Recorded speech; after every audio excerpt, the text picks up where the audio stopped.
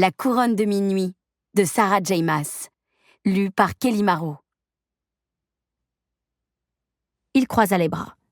Célina avait quitté son poste pour danser. La musique parvenait jusqu'au pied des marches où Célina valsait seule. Elle tenait même d'une main le bas de son manteau noir, comme s'il s'agissait de la jupe d'une robe de bal, tandis que son autre main reposait sur l'épaule d'un cavalier invisible.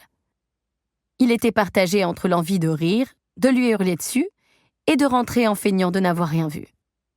Elle tourna dans un mouvement fluide et gracieux, se retrouva face à lui et se pétrifia. La troisième option n'était donc plus envisageable. Ce serait soit le rire, soit les cris, même si ni l'un ni l'autre ne lui paraissait approprié à présent. Même au clair de lune, il vit l'expression renfrognée de Célina. « Je m'ennuie à mourir et je suis gelée », expliqua-t-elle en lâchant le bas de son manteau. Immobile en haut de l'escalier, il ne la quittait pas des yeux. « D'ailleurs, c'est votre faute », poursuivit-elle en fourrant ses mains dans ses poches. « Vous m'avez ordonné de rester ici. Mais quelqu'un avait laissé les portes du balcon ouvertes et j'ai entendu cette musique merveilleuse. » La valse jouait toujours, remplissant d'échos l'air glacé. « Alors à qui la faute ? C'est comme faire asseoir un affamé devant un festin en lui interdisant de manger, ce que vous avez d'ailleurs réellement fait quand vous m'avez forcé à assister à ce dîner officiel la dernière fois. » Elle parlait sans interruption, et il devina à son visage sombre qu'elle était mortifiée qu'il l'ait surprise. Il se mordit la lèvre pour réprimer un sourire, et descendit les 4 marches de l'escalier menant à l'allée de gravier. « Vous êtes la plus illustre assassineuse de l'Erilia, et vous êtes incapable de monter la garde pendant quelques heures ?» demanda-t-il. « Pour surveiller quoi ?»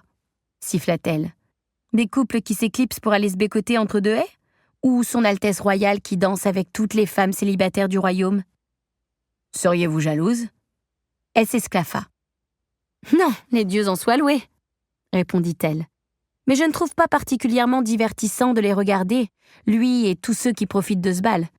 Je suis surtout jalouse de ce buffet somptueux dont personne ne s'approche. » Il gloussa, puis regarda l'escalier, le patio et les portes-fenêtres qui donnaient sur la salle de bal.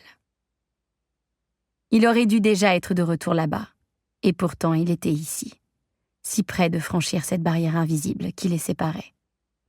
Il avait encore réussi à garder ses distances la veille au soir, même si l'avoir pleuré en écoutant Rina Goldsmith l'avait profondément bouleversé.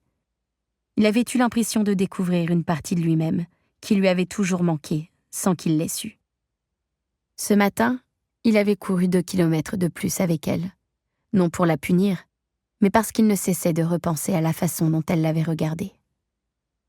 Elle poussa un soupir et leva les yeux vers la lune, dont l'éclat éclipsait celui des étoiles.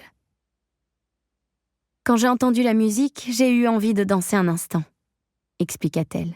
« Juste pour tout oublier le ton d'une valse et faire semblant d'être une fille comme une autre. »« Bon, » reprit-elle avec un regard mauvais.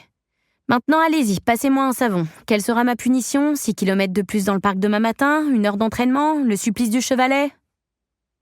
Ses paroles étaient empreintes d'une telle amertume qu'il en resta désemparé. Oui, ils auraient une petite conversation sur son abandon de poste, mais pas maintenant. Parce que maintenant, Cole s'approcha de la barrière invisible. « Accordez-moi cette danse, » dit-il en lui tendant la main. Célina regarda la main tendue de Cole. « Quoi ?» articula-t-elle. Le clair de lune faisait briller ses yeux brun dorés. « Qu'est-ce que vous ne comprenez pas ?» demanda-t-il. Rien et tout. Il n'avait pas parlé comme Dorian quand il l'avait invité à danser au bal de Yulmas.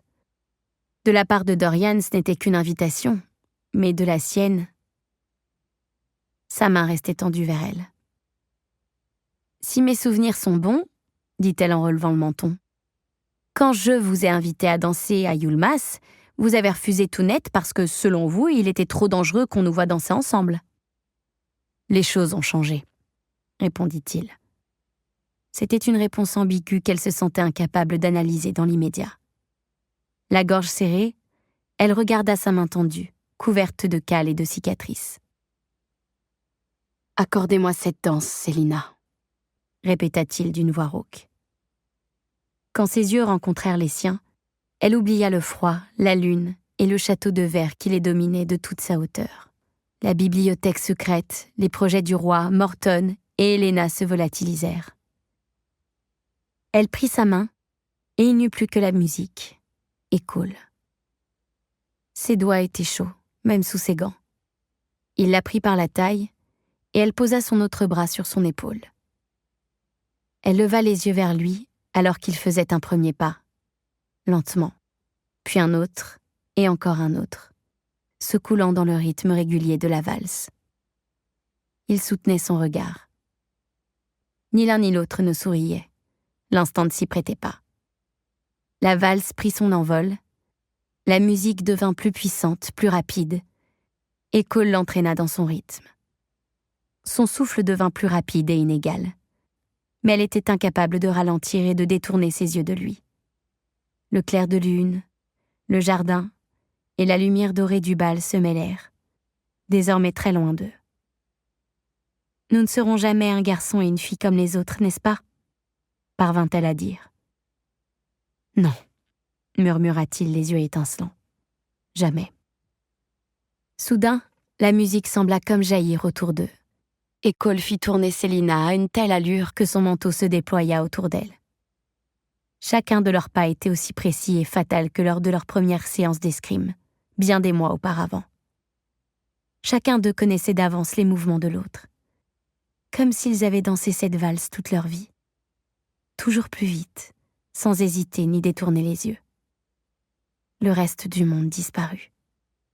Et en cet instant, au bout de 10 longues années, Célina regarda Cole et comprit qu'elle était enfin de retour chez elle.